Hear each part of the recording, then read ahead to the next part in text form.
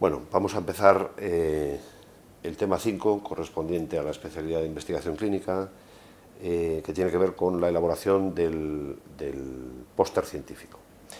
El póster, la Real Academia de la Lengua define póster como un cartel que se fija en la pared y que no tiene fines publicitarios. La verdad es que además en nuestro país sí tenemos una tradición muy larga de excelentes cartelistas, que bueno, empieza un poco con los carteles que se publicaban en la Guerra Civil, pero sí tenemos una buena historia de excelentes hacedores de carteles. Bueno, como sabéis, los resultados de la investigación se pueden comunicar de tres formas distintas: el artículo científico, la comunicación oral y el póster científico. Son las tres vías de comunicación de los resultados de la investigación. El artículo científico está diseñado o está hecho para ser leído, la comunicación oral está hecha o debe hacerse para ser escuchada, y el póster debe hacerse o debe configurarse para ser visto, para ser mirado. Pero tiene una peculiaridad, y es que el póster habitualmente está colgado en una sala, con muchos otros más, en ocasiones con cientos, con varios cientos, de tal manera que los lectores potenciales pasan delante de ellos y se detienen a leer aquellos que llaman su atención. El problema es que para captar la atención del lector tenéis exclusivamente 10 segundos. Si en 10 segundos no sois capaces de llamar la atención del lector que está circulando por delante de vuestro póster, pasará al siguiente y vosotros estaréis muertos. Vuestro trabajo se habrá terminado y nadie lo va a ver. Esto es un factor que determina de forma muy importante la forma en que debéis hacer vuestro póster científico. Y debéis tener en cuenta que los elementos que van a atraer a ese lector potencial, lo que se llaman elementos de atracción, tienen que ver, por un lado, con el propio contenido del trabajo, con la relevancia que pueda tener, la novedad, la actualidad, la controversia o incluso el tono humorístico que pueda llegar a tener, y además también tienen que ver con lo que se conoce como el continente, con la forma, con los aspectos más visuales, el color, las imágenes, los gráficos, el tipo de letra, la disposición, los blancos, porque en contra de lo que podáis pensar, el espacio en blanco, el espacio vacío dentro de un póster científico es muy importante, tiene mucho peso a la hora de hacerlo más atractivo. Por lo tanto, cuando diseñéis un póster, tenéis que conseguir que tenga un gran atractivo visual, que sea personal, que esté equilibrado, que sea estético, y esto es una cuestión muy personal, pero tiene que tener una cierta estética, que sea claro, que se pueda comprender bien, que sea capaz de sintetizar en muy poco espacio un trabajo muy grande, y además que tenga rigor. Pero no olvidéis nunca que el rigor científico no es lo mismo que el rigor mortis, y que la creatividad no está reñida con la ciencia, o no debería de estar reñida con la investigación. Bueno, cuando empezáis a pensar en hacer un póster, hay una serie de preguntas que os debéis hacer al principio. La primera es si esta es la mejor forma de presentar vuestro trabajo, porque a lo mejor no lo es. Y a lo mejor vuestro trabajo es solo se puede presentar de otra manera, con una comunicación oral o incluso con un artículo escrito, ¿no? Después debéis saber cuál es el nivel de la audiencia. Si vais a hablar sobre ventilación mecánica, por ejemplo, no es lo mismo que los lectores de vuestro trabajo sean especialistas generalistas, sean médicos generales, o sean intensivistas expertos en ventilación mecánica. Luego el nivel de la audiencia también tiene mucho que ver. Sería muy bueno que supierais cómo es la sala donde se va a colocar. Esto no suele ser fácil, pero sí sería muy interesante saberlo. Y además tenéis que tener en cuenta las indicaciones específicas que el propio congreso o vuestra propia institución, vuestro hospital o vuestra universidad os ponen a la hora de temas como imagen corporativa, por ejemplo. Y bueno, obviamente cuáles son los plazos para presentarlos. Una vez que tenéis esto claro, debéis de empezar a escribir el trabajo. Habitualmente los pósters se construyen a base de corta y pega, de copia y pega, y esto no es una buena cosa, porque sintetizar o resumir un trabajo que puede llegar a tener 15 o 20.000 palabras en 800, que es lo máximo que debéis trabajar en un póster, es muy complicado. Mi recomendación es que no utilicéis el copia y pega, sino que escribáis específicamente el trabajo en formato de póster, y esto a veces tampoco es demasiado difícil. Para ayudaros, yo recomiendo un libro de Robert Day que se llama Cómo escribir y publicar artículos científicos, en el que Bueno, es un libro fantástico en el que, de una manera muy gráfica, además, se explica cómo debe escribirse la ciencia. Se debe escribir en tercera persona. No debéis abusar de la forma pasiva, es muy frecuente esto. Los pacientes fueron informados. No, los pacientes, o se informó a los pacientes. Os ahorráis palabras. Debéis usar frases cortas, no más de 30 palabras por frase, y ser muy concisos, olvidaros de las florituras lingüísticas y los recursos lingüísticos. Los resultados más importantes fueron, cuando podéis decir resultados, 2 puntos, una sola palabra frente a 4 o 5. Dice lo mismo, pero mucho más conciso, ¿no? La estructura interna que tiene que tener el texto de un póster es la misma, es una estructura estándar, tipo IMRIT, es la recomendada por el Comité Internacional de Editores de Revistas Biomédicas. Tiene que tener un título, el título debe ser corto, no más de 15-20 palabras, 1 o 2 líneas de texto, no más. No es bueno utilizar títulos partidos, con 2 puntos o con punto seguido. Y además, una vez más, no repetir, no usar recursos lingüísticos de reiteración. Estudio sobre, investigación sobre, es evidente que estáis haciendo un estudio sobre. Y además tener cuidado con la forma en la que escribís con la sintaxis, porque hay veces que hay errores terribles que pasan desapercibidos en un título aparentemente muy bueno. Por ejemplo, si yo os digo, y esto es un título real, infecciones múltiples en los recién nacidos como consecuencia de la implantación de un Staphylococcus aureus 502A, parece que está muy bien, pero por lo que yo sé, los recién nacidos nacen como consecuencia de la implantación de un óvulo en el endometrio, no de la implantación de un estafilococo. Es muy sutil, pero muchas veces se cometen errores de este estilo. Debajo del título debéis colocar los autores del trabajo, no más de 6. Es verdad que el Comité Internacional de Editores de Revistas Biomédicas reconoce hasta 25, pero en este caso no debe haber más de 6. Recordar que el que va en primer lugar y el que va en último lugar son los más importantes, son los que tienen más peso, y además es bueno que incluyáis el correo electrónico de alguno de ellos para facilitar el contacto si una persona tiene interés en vuestro trabajo y quiere contactar con vosotros. La introducción y los objetivos no deben tener más de 200 palabras, escritas en presente. Los objetivos no pueden ser 25, hay trabajos con 15 objetivos, esto es imposible. Cuando uno ve un trabajo con 15 objetivos ya sabe que es imposible que se lleve a cabo.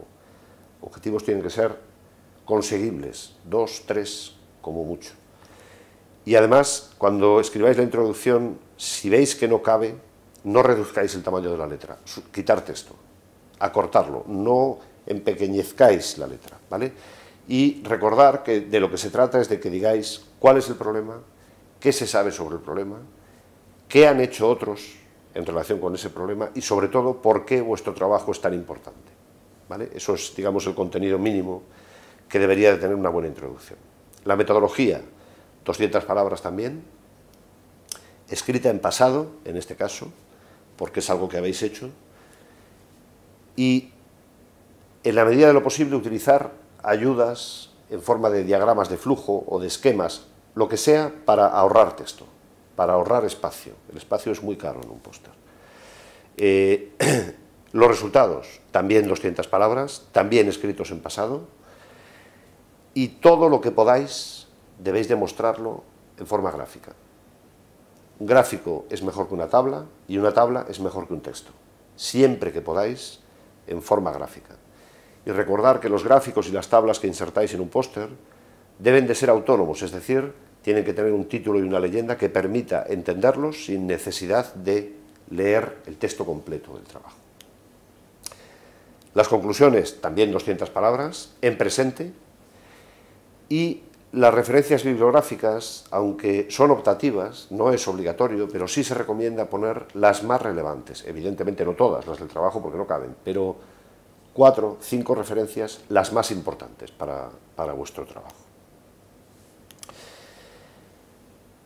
Esto en cuanto a la redacción, digamos, del contenido, del texto del trabajo. Ahora, en cuanto vamos a pasar al diseño, ¿vale?, a la composición. El tamaño habitual de un póster científico es de 80 o 90 centímetros de ancho por 120 de alto. Hay veces que son medidas diferentes, pero lo normal está en estas medidas. Y además, habitualmente en disposición vertical. Hay algunos congresos que aceptan pósters horizontales, pero es muy poco frecuente. El tipo de letra que debéis usar debe ser lo más simple posible. De hecho, yo os recomiendo ahí 4, ¿vale? Son 4 tipografías muy simples, pero que tienen una alta legibilidad, que se leen muy fácilmente, ¿vale? Y además no deberíais utilizar letras mayúsculas ni subrayado. La mayúscula, en contra de lo que puede parecer, se lee mucho peor. El ojo discrimina mejor los tamaños diferentes y las letras todas iguales las discrimina peor. Y el subrayado le pasa lo mismo. Con lo cual, no debierais usar ese tipo de efectos y tampoco deberíais usar muchos tipos de letra. De hecho, mi recomendación es que uséis solo un tipo de letra diferente. Eso sí, para resaltar aquellas partes que creáis que deben ser resaltadas, podéis utilizar, por ejemplo, la misma letra en cursiva o en negrita o utilizando cajas de color para resaltarlas, pero no 40 tipos de letra diferentes. Es muy tentador, pero queda muy mal. Y luego no utilicéis tipos de letra como este, porque son muy bonitos, pero no se leen. Los tipos de letra estilo manual, que los hay, los ordenadores tienen cientos, pero esto no se lee desde más allá de 40 o 50 centímetros. Los tamaños. Yo os doy una recomendación, tenéis que probarlo, ¿vale? Pero como norma general, el título debería tener un tamaño de 80 puntos, los autores un poquito menos, 60 puntos. El título se trata de que sea legible desde 2 o 3 metros de distancia, que se pueda leer a 3 metros. El texto en general, o sea, todo lo que es el contenido del artículo, del póster, perdón, debe tener un tamaño aproximadamente de 40 puntos y las referencias, las leyendas, los pies de gráfico, aproximadamente 20 puntos. Pero insisto que debéis de probarlo para comprobar la legibilidad. Si insertáis fotografías, las fotografías deben de poderse ver a 5 metros de distancia y se deben de poder apreciar los detalles por lo menos a 2 metros. Esto quiere decir que como mínimo tendríais que estar utilizando una resolución de 300 puntos por pulgada, porque si utilizáis menos de esto, la imagen se va a pixelar y se va a ver muy mal. Luego os pondré un ejemplo. Por supuesto, tenéis que asegurar siempre la intimidad de los sujetos. Si son pacientes lo que estáis mostrando en esas fotos, tenéis que ponerle pues, un recuadro en los ojos o pixelar la cara o lo que sea para salvaguardar su intimidad. Y en la medida de lo posible intentar evitar imágenes cruentas. Ya sé que a veces no queda más remedio, ¿vale? Pero intentar en la medida de lo posible la casquería, porque queda muy mal, ¿vale? Mirad, esto es un ejemplo de una fotografía de baja resolución. Como veis, la imagen está muy pixelada, y en cambio esta otra es una imagen de alta resolución que admite perfectamente la ampliación y conserva todos los detalles visibles, ¿no? Y además, y esto es muy frecuente, mantener la proporción de la imagen. Hay veces que las imágenes no se ajustan al formato del póster, o no caben porque son muy grandes o son muy pequeñas, ¿vale? Y es muy tentador ampliarlas, ¿vale? Esta es la imagen original, pero si yo intento adaptarla al formato de la diapositiva que estás viendo en la pantalla, queda esto, y esto es horrible, ¿vale? Muchísimos pósters, muchísimos, tienen esto como fondo, y esto es horrible, quitarlo. No uséis fotos, mejor, ¿vale? Bien, en cuanto a los gráficos y las tablas, acordaros de que gráfico mejor que tabla y tabla mejor que texto. Y acordaros de que menos es más. Un póster con 15 gráficos, nadie lo lee, ¿vale? Los gráficos deben ser 3, 4, los que mínimos para poder representar vuestros datos, pero no mucho más. Y además tener en cuenta que el más grande automáticamente lo vemos como el más importante, aunque no lo sea, ¿vale? Con lo cual, si queréis resaltar uno, ponerlo un poco más grande, porque inconscientemente lo veréis como más importante. Y además tienen que ser autónomos, de tal forma que tengan un título que permita entenderlos sin necesidad de leer todo lo demás. Bueno, no representar datos que ya están en el texto, por favor. No insertar directamente los gráficos desde la aplicación donde los habéis creado, por ejemplo en un Excel, sino que convertirlos antes a un formato de imagen y luego pegarlos en el póster, porque si no os podréis encontrar con sorpresas muy desagradables. Procurar que las tablas sean contenidas, no más de 4 columnas y no más de 7 filas, porque si no, no hay nadie que la pueda leer. Y lo mismo con los gráficos de sectores, de tarta, no debieran de tener más de 4 o 5 sectores. Por ejemplo, esto es un ejemplo de una mala tabla, es mía, lo digo por si la queréis criticar, pero es un ejemplo de una tabla demasiado grande, demasiado complicada, es muy difícil de leer. En cambio, esta es mucho más simple, ¿vale? Pocas filas, pocos datos, mayor legibilidad, mayor éxito. Y esto es un ejemplo de una tabla innecesaria, ¿vale? Si la leéis con calma, veréis que lo que está diciendo es que las semillas de roble solamente germinan o crecen en un rango de temperaturas muy estrecho. En la mayoría de las temperaturas no hay crecimiento. Vale, pues esta tabla se puede sustituir por esta frase: las semillas de roble solo crecen a temperaturas entre 20 y 40 grados, sobrio y elegante. Os ahorráis una tabla, ¿vale? Y ahorráis espacio, que vuelvo a decir que es muy caro. Bueno, esta tabla provoca la huida del lector. Yo, si veo esta tabla, automáticamente paso al siguiente póster porque es demasiada información la que tiene ahí. Y con los gráficos de sectores, lo que yo os decía es lo mismo. Este gráfico seguramente está muy bien, pero yo no me lo voy a leer, porque esto es enorme. Me tendría que parar y sentarme para leer esto, ¿vale? En cambio, este gráfico es mucho más visible, aparte de más bonito, pero tiene menos información y es más comprensible, es más digerible. Esto, yo no dudo, no sé de qué va, no dudo de que es un gráfico buenísimo, pero desde luego a mí me costaría mucho entenderlo, Tiene demasiadas colorines, demasiada información, es muy denso, ¿vale? Los lectores se van a escapar. En cuanto a la combinación de colores, y aquí entramos en un territorio pantanoso, porque tiene mucho que ver con el gusto personal, ¿no? Si yo os pregunto cuál es el mejor, esta combinación de colores, fondo oscuro, letra clara, o esta, fondo claro, letra oscura, pues seguramente se leen igual. No hay ninguna norma que diga cuál es mejor. Pero si me permitís tener en cuenta una cosa, el 8% de la población es daltónica, ¿vale? Un daltónico no va a poder leer el póster de la izquierda. Así que vosotros mismos decidís, es una cuestión de gusto, pero tener en cuenta que los fondos de color a veces tienen problemas. Y desde luego, bueno, sí hay una norma. Si ponéis fondos de este estilo, nadie lo va a leer. Primero porque imposibilita ver la letra que hay delante, y además porque, bueno, salvo que estés colocado, probablemente no te interese nada este trabajo, ¿no? Intentar situar los elementos más importantes del trabajo a la altura de los ojos del posible lector. Más o menos es por esa zona amarilla, es donde estarían los ojos de los lectores, ¿vale? Y tener en cuenta también que cuando una persona está leyendo un póster, lo lee te hace un recorrido en forma de Z, ¿vale? Empieza por la arriba a la izquierda, ¿vale? Y sigue ese recorrido que veis en la diapositiva. Con lo cual, intentar colocar los elementos más importantes del póster siguiendo ese recorrido para facilitar la lectura y para hacer la lectura mucho más directa y mucho más fácil. Intentar mantener la proporción de los elementos que componen el póster. Yo no os voy a decir que tengáis que usar la proporción áurea esta del número phi del Leonardo, pero intentar que sea proporcionado, ¿vale? Como veis en este ejemplo, el peso que tiene cada parte, el peso de la introducción, de la metodología, de los resultados, es diferente, ¿vale? Es diferente y apropiado. Y además, si os fijáis, sigue esa estructura de lectura en forma de Z, con lo cual estáis llevando al lector por donde vosotros queréis que vaya, ¿no?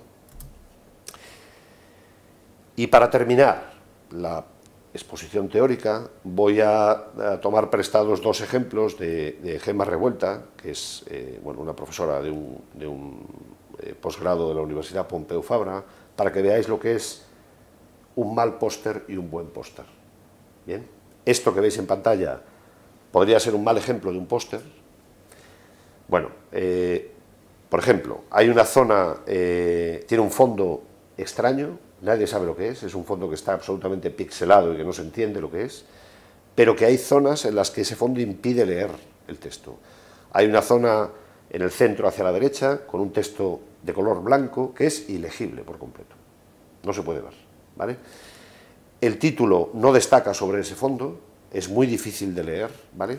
La tabla que veis a la izquierda es una tabla enorme y además no tiene ni título, ni explicación, ni nadie sabe de qué va.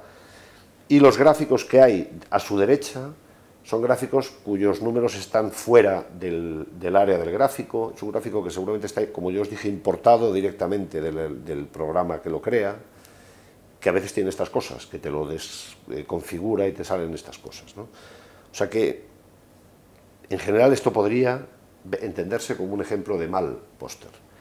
Y en cambio esto, aunque a mí personalmente no me gusta, estéticamente no me gusta, pero eso no tiene nada que ver, se podría considerar como un buen ejemplo de póster, como un buen póster.